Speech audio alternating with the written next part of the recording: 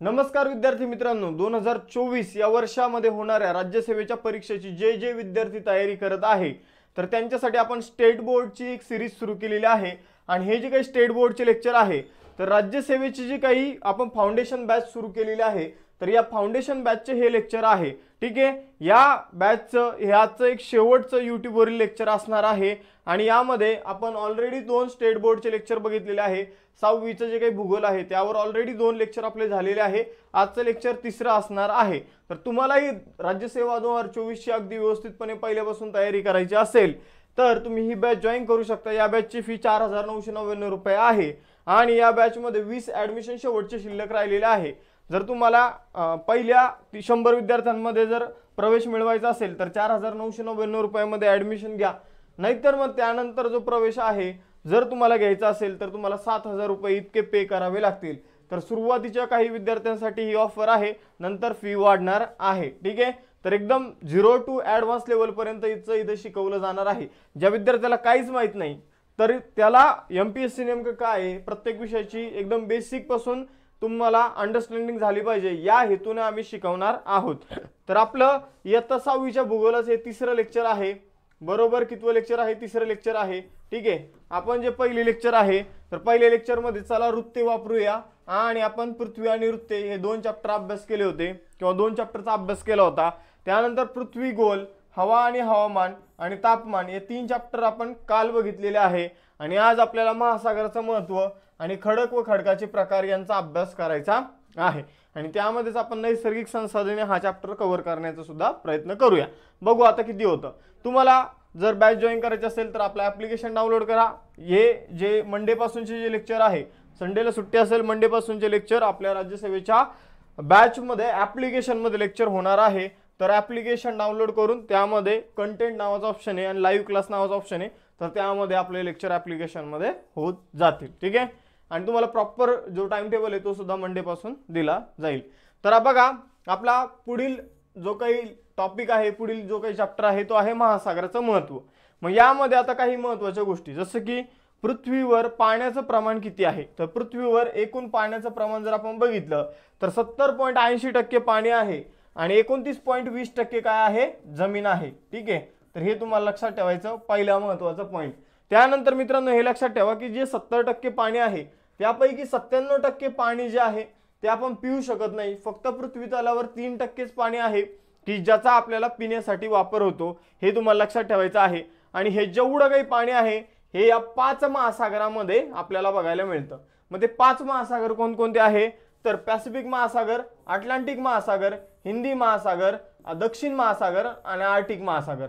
तर आता नव्याने अलीकडे पहिले 4च महासागर होते, पण नव्याने अलीकडे एक नवीन महासागर निर्माण करण्यात आला, तो आहे दक्षिण महासागर। हे आपल्याला लक्षात ठेवायचं आहे। तर सगळ्यात मोठा महासागर आहे पॅसिफिक, पॅसिफिक नंतर अटलांटिक, अटलांटिक नंतर हिंदी महासागर, हिंदी नंतर दक्षिण महासागर आणि दक्षिण नंतर सगळ्यात छोटा आहे आर्टिक महासागर। तर हे आपल्याला लक्षात ठेवायचं आहे। ठीक आहे, यानंतर पुढे जाऊया मित्रांनो। बघा, महासागराची क्षारता हा जो पॉइंट आहे हा अत्यंत महत्त्वाचा पॉइंट आहे। आयोग आपल्याला वेळोवेळी यावर प्रश्न विचारतो, मग त्याचा आपण व्यवस्थित अभ्यास करू।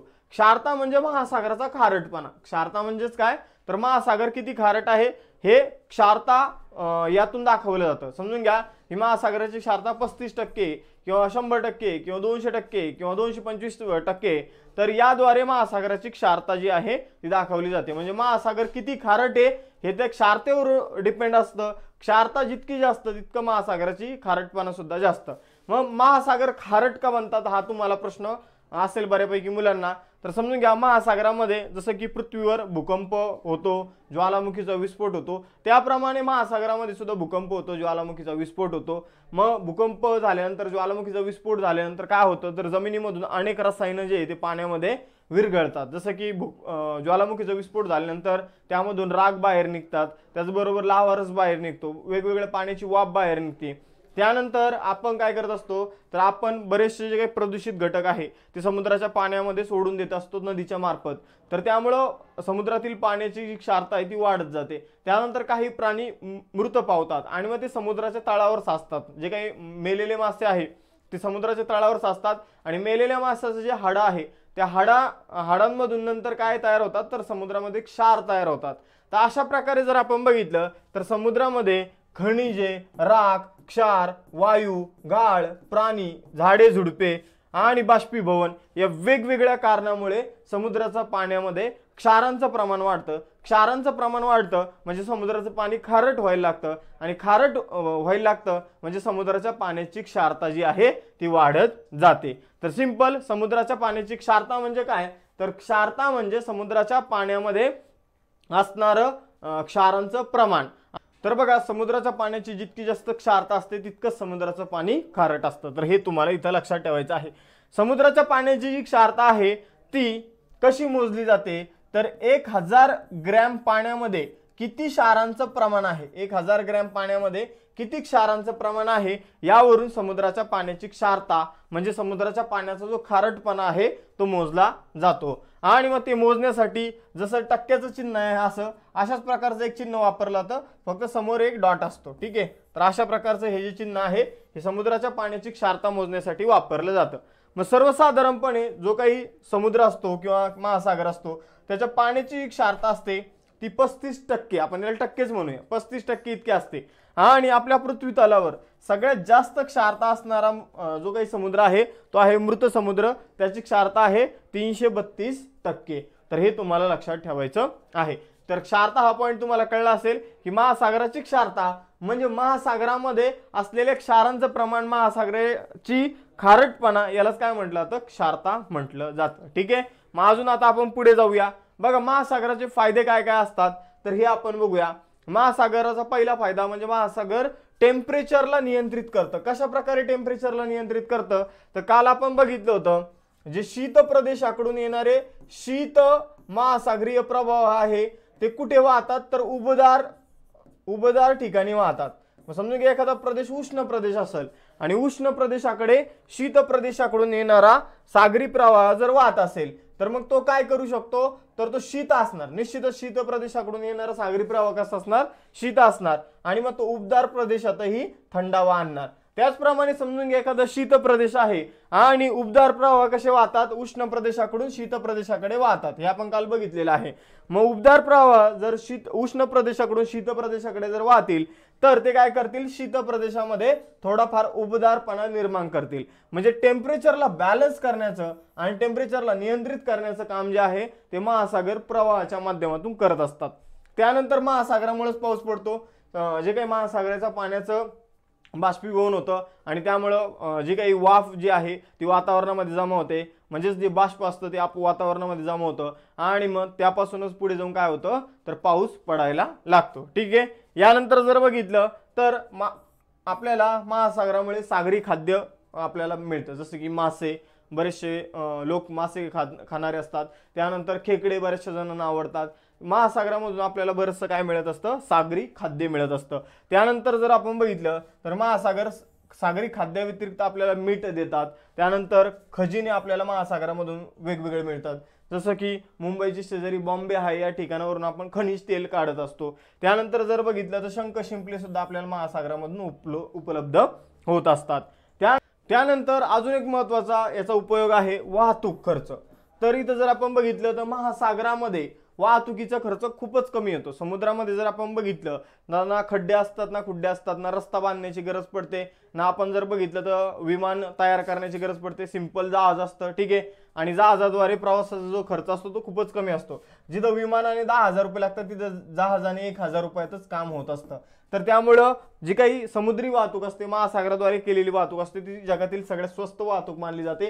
त्यामुळं आज जर बघितलं जगभरामध्ये जो व्यापार होतो त्यातला 90% व्यापार जो आहे जागतिक व्यापार हा महासागराच्या मार्गानेच होत असतो. त्यानंतर महासागराचा वापर करून अलीकडे वीज निर्मिती सुद्धा केली जात आहे. समुद्राच्या लाटांचा वापर करून काय केलं जात आहे, वीज निर्मिती केली जात आहे. त्यानंतर काही ठिकाणी जसं की दुबई या शहरामध्ये जर आपण बघितलं तर महासागराचं पाणी हे पिण्याचं पाणी म्हणून त्याचा वापर केला जात आहे. त्याला फिल्टर करून पिण्याचं पाणी बनवलं जात आहे. त्यानंतर जर बघितलं तर महासागर आणि जमीन ज्या ठिकाणी एकत्र येते तिथं दलदलीचा प्रदेश तयार होतो आणि दलदलीच्या प्रदेशामध्ये आपल्याला खारफुटीची वने बघायला मिळतात. ही खारफुटीची वने आपल्या पर्यावरणाच्या दृष्टीने अत्यंत महत्त्वाची आहे.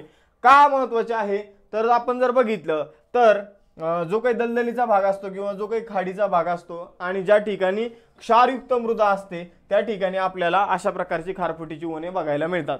मग ही खारफुटीची वने जी असतात यांना आपण खारफुटीची वने किंवा सुंदरी वने म्हणून ओळखतो, कारण सुंदरी नावाचा वृक्ष आहे त्यावरून याला सुंदरी वने म्हणून ओळखलं जातं। आणि खारफुटीची वने भारताचा जो काही सुंदरबन नावाचा एरिया आहे त्या ठिकाणी खूप जास्त प्रमाणात सापडतात आणि तिथं सुंदरी नावाचं झाड खूपच जास्त प्रमाणात सापडतं, म्हणून त्या एरियाला सुंदरबन हे नाव सुद्धा पडलेलं आहे। मग आपण जर बघितलं मित्रांनो तर ही खारफुटीची वने किनारी भागामध्ये काय करत असतात, किनारी भागाचं संरक्षण करत असतात, एक भिंत म्हणून काम करत असतात। जे काही समुद्राच्या लाटा जोराने किनारी भागाकडे येतात त्यांना भिंतीसारखं अडवण्याचं काम करत असतात। त्यानंतर एक इंधन म्हणून काम करत असतात। किनारी भागातील लोक याच्या लाकडापासून याचं लाकूड जाळून वगैरे काय करत असतात, आपला उदरनिर्वाह भागवत असतात। त्यांना काय कशासाठी तर स्वयंपाकासाठी इंधन मिळतं, अनेक गोष्टीसाठी त्यांना यापासून इंधन मिळतं। त्यानंतर यापासून जहाजे बनवले जातात कारण याचं लाकूड खूप लवचिक असतं।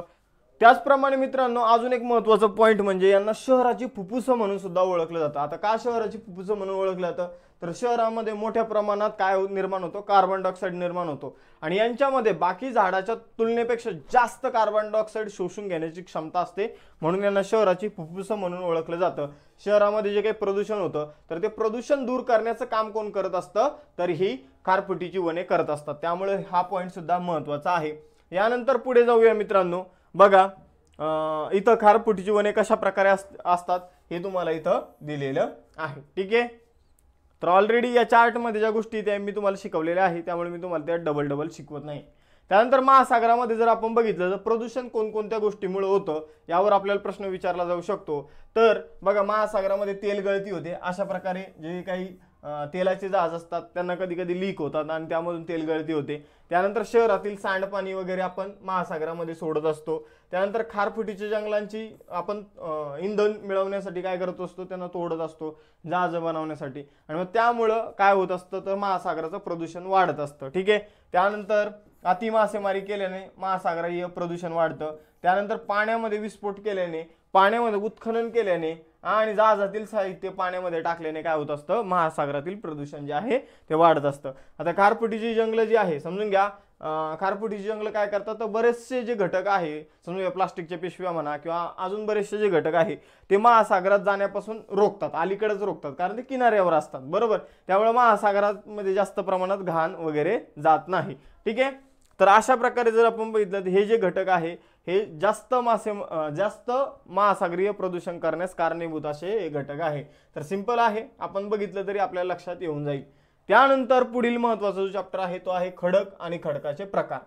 तर मित्रांनो खडक म्हणजे काय यापासूनच आता आपण सुरुवात करूया। आय होप तुम्हाला मागचा चॅप्टर समजला असेल, जर काही समजलं नसेल तर तुम्ही कमेंट बॉक्स किंवा चॅट बॉक्समध्ये विचारू शकता। बघा इथं जर बघितलं खडक आणि खडकाचे प्रकार आपला पुढचा चॅप्टर आहे। खडक कशाला म्हणायचं तर खडक म्हणजे खनिजांच्या मिश्रणाला खडक म्हणायचं, सिंपल। खनिजांचे जे मिश्रण असतं त्याला खडक म्हणायचं। कोणती खनिजे तर सिलिका, ॲल्युमिनियम, मॅग्नेशियम, लोह इत्यादी खनिजांचं जे मिश्रण असतं त्या मिश्रणाला आपण काय म्हणतो, खडक म्हणतो। तर खनिजांच्या मिश्रणाला काय म्हटलं जातं मित्रांनो, खडक म्हटलं जातं। मग खडकाला अनेक शब्द आहे, दगड, पाषाण, अश्म, शिला किंवा शिळा असेही वेगवेगळे शब्द आहे ते आपण खडकाला ऑप्शनल म्हणून वापरतो। तर हे आपल्याला लक्षात ठेवायचं आहे। आता जर आपण बघितलं तर पृथ्वीचा जो अंतर्गत भाग आहे, ठीक आहे, पृथ्वीच्या आतमध्ये जर आपण गेलो तर तिथे आपल्याला प्रचंड तापमान बघायला मिळेल आणि प्रचंड तापमानामुळे सगळे जे पदार्थ आहे पृथ्वीच्या अंतर्गत भागात ते आपल्याला वितळलेल्या स्वरूपामध्ये बघायला मिळतात आणि मग जेव्हा या पदार्थांना चान्स मिळतो तेव्हा ते काय करतात तर पृथ्वीमध्ये पडलेल्या भेगातून बाहेर येतात आणि आपण असं म्हणतो की ज्वालामुखीचा विस्फोट झाला। ज्वालामुखीचा विस्फोट झाला की त्यामधून फक्त लावा रसच बाहेर येतो का, जेव्हा जमिनीच्या आतमधले म्हणजे पृथ्वीच्या आतमधल्या पदार्थांना काय म्हटलं तर लावा रस म्हटलं जातं, बरोबर। मग हा लावा रस जेव्हा बाहेर येतो तर तो एकटाच येतो का तर तो एकटाच येत नाही। ज्वालामुखीतून लावा रसाबरोबरच धुळीचे कण, वायू, राख इत्यादी पदार्थ सुद्धा बाहेर येत असतात, ठीक आहे, हे तुम्हाला लक्षात ठेवायचं आहे। मग आता हा एक्स्ट्रा पॉइंट अभ्यासल्यानंतर आपला चॅप्टर कोणता आहे, खडक आणि खडकाचे प्रकार। मग खडक म्हणजे काय, खनिजांचं मिश्रण। मग ते कोणती खनिजे हे आपण बघितलं। आता खडकाचे जे प्रकार आहे त्यांचा अभ्यास करायचा आहे। खडकाचे प्रामुख्याने 3 प्रकार पडतात। किती प्रकार पडतात, 3। अग्निजन्य खडक, गाळाचे खडक आणि रूपांतरित खडक। मग आपण एक एक खडकाचा जो प्रकार आहे तो अभ्यासणार आहोत, ठीक आहे। मग सुरुवातीला आपण अग्निजन्य खडकाचा अभ्यास करूया. आता अग्निजन्य खडक कसा तयार होतो, तर बघा ज्वालामुखीचा विस्फोट होतो आणि ज्वालामुखीचा विस्फोट झाल्यानंतर जो लाव्हारस जमिनीवर येतो तर तो थंड होऊन जो खडक तयार होतो तो असतो अग्निजन्य खडक. तो कोणता खडक असतो? अग्निजन्य खडक. आणि लाव्हारस जेव्हा जमिनीच्या आतमध्ये असतो तेव्हा त्याला मॅग्मा म्हटलं जातं. मॅग्मा म्हणजे काय, तर दगड वितळलेल्या स्वरूपात जेव्हा पृथ्वीच्या अंतर्गत भागात असतात तेव्हा त्याला मॅग्मा म्हटलं जातं. आणि हा मॅग्मा जेव्हा जमिनीवर येतो तेव्हा त्याला लावा म्हटलं जातं. लावा आणि मॅग्मा काय आहे, तर दोघंही एकच आहे, फक्त जमिनीच्या आतमध्ये असताना त्याला मॅग्मा म्हटलं जाईल, जमिनीच्या बाहेर आल्यावर त्याला लावा म्हटलं जाईल आणि तो थंड झाल्यानंतर त्याला अग्निजन्य खडक असं म्हटलं जाईल. तर हे तुम्हाला लक्षात ठेवायचं आहे. मग अग्निजन्य खडक काय काय आहे, तर लावा रस पृथ्वीच्या बाहेर येऊन पृथ्वीच्या सरफेसवर येऊन थंड होतो आणि त्याचं घनीभवन होतं. ठीक आहे, तो थंड होतो, त्याचं घनीभवन होतं आणि मग यातून जो खडक निर्माण होतो तर तो असतो अग्निजन्य खडक. म्हणजे जिथे ज्वालामुखीचा विस्फोट होतो त्यामधून लावारस बाहेर आला, तो थंड झाला, त्यापासून एक दगड तयार होतो, तो असतो अग्निजन्य खडक, सिंपल भाषेत. मग अग्निजन्य खडक जर आपण बघितला तर पृथ्वीच्या आतमधून जो लावारस येतो बाहेर त्यापासून तयार होतो. म्हणजे पृथ्वीच्या आतमधील मूळ गोष्टींपासून हा तयार होत असतो अग्निजन्य खडक, म्हणून याला मूळ खडक म्हणून सुद्धा ओळखलं जातं. मूळ खडक म्हणून सुद्धा ओळखलं जातं. मग आता अजून एक पॉइंट इथं बघा, जीवाश्म म्हणजे काय? जीवाश्म म्हणजे काय? मग परत आपण अग्निजन्य खडकावर जाऊया. जीवाश्म म्हणजे काय मित्रांनो, तर जमिनीमध्ये गाडले गेलेले जे मृत प्राणी असतात आणि वनस्पती असतात यांच्या अवशेषावर प्रचंड दाब पडला जातो आणि या दाब पडल्यामुळं जीवाश्मांचे असे ठसे आपल्याला बघायला मिळतात. जीवाश्माचे असे दगडांवर ठसे बघायला मिळतात. ठीक आहे, यालाच काय म्हटलं तर जीवाश्म म्हटलं तर. इथं माशाचा हा ठसा आहे तर हा काय आहे, एक जीवाश्म आहे. वनस्पतीचा ठसा आपल्याला बघायला मिळाला तर तो काय असेल, जीवाश्म असेल. जीवाश्म म्हणजे आपल्याला वाटतं की दगडामध्ये दबलेले जे काही वनस्पती आणि प्राणी असतील त्याला जीवाश्म म्हटलं जाईल. जीवाश्म म्हणजे वनस्पती आणि प्राणी नाही, त्यांच्यामुळे दगडावर निर्माण झालेले जे ठसे असतात त्यांना जीवाश्म म्हटलं जातं, फॉसिल्स म्हटलं जातं. हे तुम्हाला लक्षात ठेवायचं आहे. मग हे जे जीवाश्म आहे ते अग्निजन्य खडकामध्ये आढळत नाही, कारण पूर्ण लावारस बाहेर येतो आणि तो थंड होतो आणि त्यापासून अग्निजन्य खडक बनतो. मग तिथं काही ठसे उमटायचा विषयच येत नाही, कारण एखादा मासा जर समजून घ्या लावारस संपर्कात आला असेल तर तो पूर्णतः जळून जाईल, त्याच्या हाडांचे ठसे उमटण्याचा विषयच येणार नाही. ठीक आहे, त्यानंतर अग्निजन्य खडक हे जड असतात, बरोबर. आणि महाराष्ट्राचं पठार अग्निजन्य खडकापासून तयार झालेला आहे. आणि कोणत्या अग्निजन्य खडकापासून तयार झालेला आहे, तर बेसॉल्ट नावाच्या अग्निजन्य खडकापासून तयार झालेला आहे. महाराष्ट्राचं जे काही पठार आहे त्यावर अशा वेगवेगळ्या भेगा पडल्या, या भेगांमधून 29 वेळा लावारस जो आहे तो बाहेर आला आणि साचला आणि आजच्या महाराष्ट्राच्या पठाराची जी आहे ती निर्मिती झालेली आहे. आणि जो लावारस बाहेर येऊन साचला त्यापासून जो खडक बनला तो आहे बेसॉल्ट खडक. हे सुद्धा तुम्हाला लक्षात ठेवायचं आहे. यानंतर अजून एक महत्त्वाचा पॉइंट बघा, सगळ्यात हलका, वजनाने सगळ्यात हलका जो लावारस असतो तर त्यानंतर महत्त्वाचा पॉइंट म्हणजे वजनाने सर्वात हलका जो अग्निजन्य खडक आहे त्याचं नाव आहे प्युमिस. त्याचं नाव काय आहे, प्युमिस. जो लावारस असतो तर या लावारसाला येणाऱ्या फेसामुळे जो खडक तयार होतो त्याचं नाव आहे प्युमिस. आणि प्युमिस नावाचा जो खडक आहे मित्रांनो तर तो पाण्यावर सुद्धा तरंगतो. तो सच्छिद्र आणि खूपच हलका असल्यामुळे तो पाण्यावर सुद्धा तरंगतो. पण प्युमिस हा जरी वजनाने हलका असला तरी सुद्धा तो काय आहे, अग्निजन्य खडक आहे, कारण तो लावा रसापासून बनलेला आहे, लावा रसाच्या फेसापासून बनलेला आहे. यानंतर पुढे जाऊया मित्रांनो. पुढे आता आपल्याला काय बघायचं आहे, गाळाचे खडक, स्तरित खडक किंवा जलजन्य खडक. गाळाच्या खडकाला स्तरित खडक म्हटलं जातं किंवा जलजन्य खडक म्हटलं जातं. मग ही वेगवेगळी नावं का पडलेली आहे तर ते सुद्धा मी तुम्हाला शिकवणार आहे. बघा आता काय होतं, तर जे काही तापमान असतं तर तापमानामुळे काय होतं की समजा एखादा दगड आहे तर त्या दगडावर कंटिन्यू तापमानामुळे काय होतं, उन्हाळ्यामध्ये त्या दगडावर कंटिन्यू टेम्परेचरमुळे तो दगड दिवसा काय होतो, प्रसरण पावतो. ठीक आहे, प्रसरण पावतो म्हणजे जास्त उष्णते, समजून घ्या बर्फ घेतला तुम्ही फ्रीजमधून काढला आणि त्याला जर बाहेर आणलं तर बाहेर फ्रीजपेक्षा तापमान जास्त असतं त्यामुळे तो वितळायला लागतो, म्हणजे प्रसरण पावायला लागतो. सेम दगडाशी संबंधित तशी प्रक्रिया होते. आणि रात्रीच्या वेळी तापमान कमी असल्यामुळे जर आपण बघितलं तर परत समजून घ्या तो बर्फ आपण फ्रीजमध्ये ठेवला तर परत तो तसंच राहील, बरोबर. मग रात्रीच्या वेळी परत तो दगड जो आहे तो दिवसा जो फुगलेला असतो तो मूळ आकारात येतो आणि अशामुळे दगड कमकुवत होतात आणि मग त्यांचे तुकडे पडतात. आणि मग हे जे तुकडे आहे तर नदी, हिमनदी, वारा यामुळे काय होतात तर ते तुकडे एखाद्या ठिकाणी जाऊन साचतात आणि ते साचून साचून त्यांचे एकमेकावर थर साचतात आणि मग ते थरापासून जे बनणारे खडक असतात त्यांना म्हटलं तर गाळाचे खडक, स्तरित खडक किंवा जलजन्य खडक. फॉर एक्झाम्पल एखाद्या ठिकाणी खडकाचे तुकडे झाले, कारण काही असू द्या, टेम्परेचरमुळे असू द्या किंवा वाऱ्यामुळे काय होतात, कधी कधी एकमेकांपासून खडक तुटतात. कधी कधी नदीचे पात्र असतं, नदीच्या पात्रामध्ये दगड धोंडे एकमेकांसोबत वाहत असतात आणि ते एकमेकावर आदळतात आणि तुटतात. मग कशामुळे ही दगड तुटू द्या, दगड तुटून जर एखाद्या ठिकाणी साचत असेल आणि मग ते साचून त्याच्यावर समजून घ्या आता काय झाले, एका नदीने काय केलं, वाहून आणले, बरेचसे दगडाचे तुकडे वाहून आणले आणि एका तळ्यामध्ये साचवले. मग त्या तळ्यामध्ये साचल्यानंतर आपण जर बघितलं तर त्या तळ्यामध्ये काय असतं, पाणी असतं आणि पाण्याचं प्रेशर त्या नदीमध्ये साचलेल्या दगडाच्या तुकड्यावर असतं आणि मग त्या प्रेशरमुळे त्यांच्यावर वजन पडतं आणि त्यांच्यापासून एक विशिष्ट खडक तयार होतो, त्याला म्हटलं तर गाळाचा खडक. गाळाचं खडक नाव का, तर तळ्यामध्ये साचलेला जो काही गाळ असतो या गाळापासून तयार झालेले असतात म्हणून यांना गाळाचे खडक म्हटलं जातं. आपण जर बघितलं तर स्तरित खडक असं नाव का दिलेलं आहे, तर आपण जर बघितलं तर ही क्रिया दरवर्षी होणार, ही जी क्रिया आहे दरवर्षी होणार. मग या वर्षीचा जो गाळ आहे पुढच्या वर्षीचा गाळ त्याच्यावर साचणार, त्याच्या पुढच्या वर्षीचा गाळ त्याच्यावर साचणार आणि विशिष्ट प्रकारे एक स्तर तयार होणार म्हणून त्यांना स्तरित खडक म्हटलं जातं. तर वेगवेगळे त्याचे थर तयार होतात आणि हे थर एकमेकावर साचतात आणि एकसंघ होतात आणि मग त्यापासून गाळाचा खडक तयार होतो. तर गाळापासून म्हणतो दरवर्षी साचत जाणारा जो गाळ आहे त्याचे एकमेकावर थर साचतात आणि ते थर आपल्याला स्पष्टपणे दिसतात म्हणून आपण याला थराचा खडक किंवा स्तरित खडक म्हणून ओळखतो. आणि जलजन्य का, तर आपण जर बघितलं तर नदीच्या पाण्यामुळे जो काही गाळ वाहून आणलेला आहे मॅक्सिमम त्या गोष्टीमुळे हा खडक तयार होतो म्हणून याला जलजन्य खडक म्हणून सुद्धा ओळखलं जातं. तर हे आपल्याला लक्षात ठेवायचं आहे.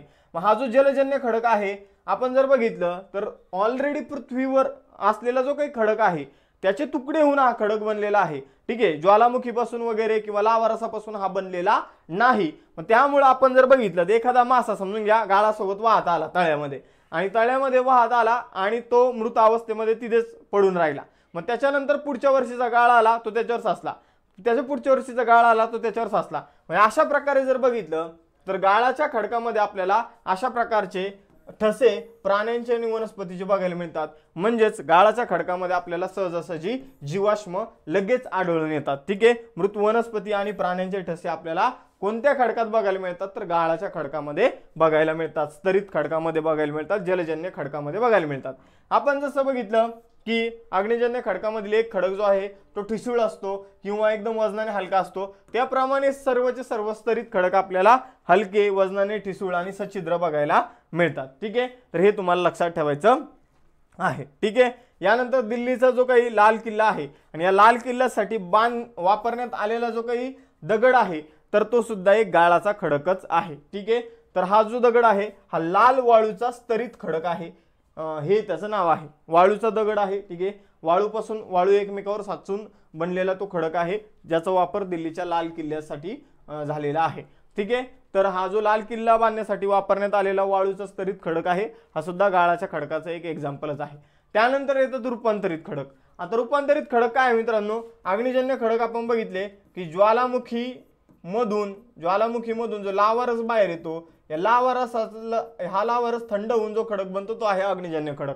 त्यानंतर पृथ्वी तलावर जे काही खडक आहे तर त्या खडकाचे तुकडे होऊन नदीच्या मार्फत, वाऱ्याच्या मार्फत ते एका ठिकाणाहून दुसऱ्या ठिकाणी नेले जातात, त्यांचे एकमेकावर थर साचतात आणि त्यापासून जो दबावामुळे पाण्याच्या म्हणा किंवा वरचे दगडाच्या, आता समजून घ्या की एका ठिकाणी वाऱ्यामुळे काय झालं की वाळू साचली, पुढच्या वर्षी वारा परत वाळू घेऊन आला तिथेच साचवली, अशी अनेक वर्ष क्रिया चालल्यानंतर जे खालचा स्तर असतो तर तो कडक होतो आणि त्यापासून गाळाचे खडक जे आहे ते तयार होतात. म्हणजे स्तरित खडक जर आपण बघितलं तर नदीमुळे, वाऱ्यामुळे, हिमनदीमुळे हे तयार होताना आपण बघितलेले आहे.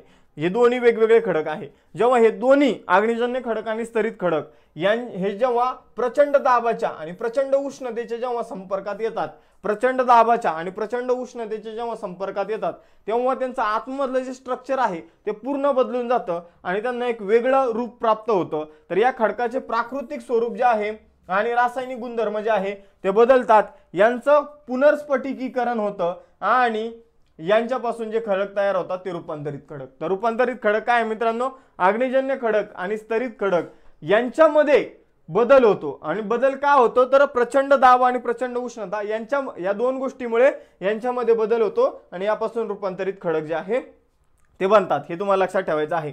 मग आता जे रूपांतरित खडक असतात त्यामध्ये सुद्धा जीवाश्म आढळत नाही. कारण रूपांतरित खडक जर बघितलं तर प्रचंड दाब आणि प्रचंड उष्णता म्हणजे खडकाच्या गुणधर्मामध्ये जेव्हा जोपर्यंत चेंज होत नाही तोपर्यंत रूपांतरित खडक बनत नाही. आणि मग प्रचंड दाब आणि प्रचंड उष्णता इतकी प्रचंड असते की गाळाच्या खडकामध्ये जीवाश्म जरी आपल्याला आढळत असले तर गाळाच्या खडकापासून जो रूपांतरित खडक बनतो तर तो जेव्हा बनतो तोपर्यंत तो ठसा जो असतो तो गायब झालेला असतो. त्यामुळे रूपांतरित खडकामध्ये आपल्याला जीवाश्म आढळत नाही. ठीक आहे, तर हे लक्षात ठेवायचं आहे.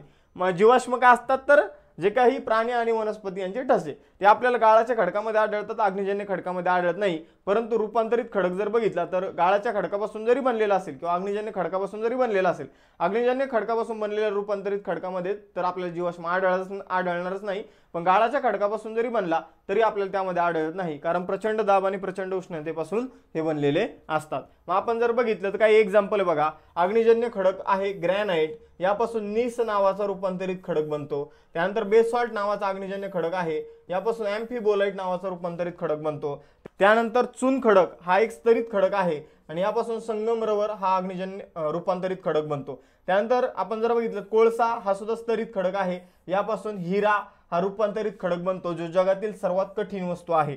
त्यानंतर वाळूचा खडक हा एक स्तरित खडक आहे, यापासून क्वार्टझाइट हा एक रूपांतरित खडक बनतो. आणि पंकाश्म किंवा शेल हा एक स्तरित खडक आहे, यापासून स्लेट नावाचा रूपांतरित खडक बनतो. तर आपण इथे काही एक्झाम्पल बघितले. अग्निजन्य खडक जे रूपांतरित खडक बनलेले आहे आणि स्तरित खडक जे रूपांतरित खडक बनलेले आहेत. ठीक आहे, आपण जर बघितलं तर आग्रामध्ये जो ताजमहल आहे तो ताजमहल बांधण्यासाठी संगमरवर खडकाचा वापर करण्यात आला होता. आणि जो संगमरवर आहे मित्रांनो तो चुन खडकापासून बनलेला असतो. चुन खडक हा स्तरित खडक आहे आणि संगमरवर रूपांतरित खडक आहे. तर ताजमहल बांधण्यासाठी जो संगमरवर दगड वापरण्यात आला होता तो राजस्थानमध्ये एक मकराना नावाची खाण आहे त्या खाणीतून आणला गेला होता. आणि त्यानंतर ही नर्मदा नदी आहे. नर्मदा नदीचे जे काही दोन्ही काठ आहे मध्य प्रदेशमध्ये भेडा घाट या ठिकाणी, तर हे दोन्ही काठ आपल्याला संगमरवरापासून बनलेले दिसतात किंवा इथं संगमरवर खडक आपल्याला सहजासहजी बघायला मिळतो. मग आपण जेव्हा या काठावर जाऊ पौर्णिमेच्या दिवशी तर तेव्हा हे पूर्ण भेडा घाट जो आहे तो आपल्याला चमकताना दिसतो. आणि सूर्योदयाच्या वेळी आणि सूर्यास्ताच्या वेळी सुद्धा हा भेडा घाट पूर्णपणे आपल्याला चमकताना दिसतो, कारण इथं आपल्याला संगमरवर खडक बघायला मिळतो. तर 2 पॉईंट सांगितले. ताजमहल बांधण्यासाठी राजस्थानमधील मकराना खाणीतून संगमरवर खडक आणला होता. आणि संगमरवर हा चुन खडक जो स्तरित खडक आहे त्यापासून बनलेला रूपांतरित खडक आहे. त्यानंतर मध्य प्रदेशचा भेडा घाट जो आहे तर या भेडा घाटामधून नर्मदा नदी वाहते आणि या भेडा घाटाच्या ज्या दोन्ही बाजू आहे त्या संगमरवरापासून बनलेल्या आहे. त्यामुळे पौर्णिमेच्या रात्री आणि सूर्यास्त आणि सूर्योदयाच्या वेळी आपल्याला हा भेडा घाट खूप मोठ्या प्रमाणावर चमकताना दिसतो. महाराष्ट्रामध्ये जर बघितलं तर सिंधुदुर्ग, कोल्हापूर, रत्नागिरी आणि साताऱ्याच्या काही भागामध्ये आपल्याला जांभा खडक बघायला मिळतो जो लाल कलरने इथं दाखवलेला आहे. त्यानंतर जी काही तापी नदीचं पात्र आहे तिथं आपल्याला जलजन्य खडक प्रामुख्याने बघायला मिळतो. त्यानंतर जर बघितलं तर जे काही गडचिरोली, नागपूर, भंडारा, गोंदिया, चंद्रपूरचा जो काही भाग आहे आणि नांदेडचा जो काही भाग आहे या भागामध्ये आपल्याला ग्रेनाइट हा खडक बघायला मिळतो. यवतमाळच्या सुद्धा काही भागात आपल्याला बघायला मिळतो. आणि त्यानंतर उर्वरित महाराष्ट्रामध्ये आपल्याला बेसॉल्ट खडक बघायला मिळतो. बेसॉल्ट खडक बघायला मिळतो. तर हे आपल्याला लक्षात ठेवायचं आहे. तर अशा प्रकारे मित्रांनो आपला जो काही आजचा चॅप्टर आहे तो आता समाप्त झालेला आहे. 1-2 महत्त्वाचे पॉईंट राहिलेले. एकच महत्त्वाचं पॉईंट राहिलेला आहे. जांभा खडक जो आहे तो कुठे आढळतो तर आपले जे काही कोकण, दक्षिण कोकण आहे, रत्नागिरी आणि सिंधुदुर्ग या जिल्ह्यामध्ये प्रामुख्याने आपल्याला जांभा खडक आढळतो. तर अशा प्रकारे आज आपण आता इथेच थांबूया. ठीक आहे, आपण 2 महत्त्वाचे चॅप्टर जे आहे त्यांचा व्यवस्थितपणे अभ्यास केलेला आहे. खडक आणि खडकाचे प्रकार आणि महासागराचं महत्त्व. उद्या आपलं हे जे पुस्तक आहे या समाप्त होऊन जाईल आणि अगदी व्यवस्थितपणे आपण 6वीचं पुस्तक अभ्यासलेलं आहे. यावर मग तुमची लगेच मी टेस्ट घेईल. ठीक आहे, तर टेस्टमध्ये चांगले मार्क मिळाले पाहिजे नाही. आणि ही टेस्ट ॲप्लिकेशनमध्ये असेल, एकदम व्यवस्थित पद्धतीने असेल. जसं KBC मध्ये प्रश्न तुमच्या समोर येतो तुम्हाला उत्तर चॉईस करायचं असतं त्याचप्रमाणे आपली सुद्धा टेस्ट असेल. आणि तुमचे प्रॉपर मार्क, टॉपर कोण आहे, तुम्हाला किती मार्क पडले, तुम्ही कुठे कमी पडलात, या सगळ्या गोष्टीचं आपण विश्लेषण करणार आहोत. तर व्हिडिओ लेक्चर आवडला असेल तर लाईक, शेअर आणि सबस्क्राईब करायला विसरू नका. आणि मंडेपासून ॲप्लिकेशनमध्ये जर लेक्चर जॉईन करायचे असेल तर आपली बॅच जॉईन करायला विसरू नका. खूप खूप धन्यवाद.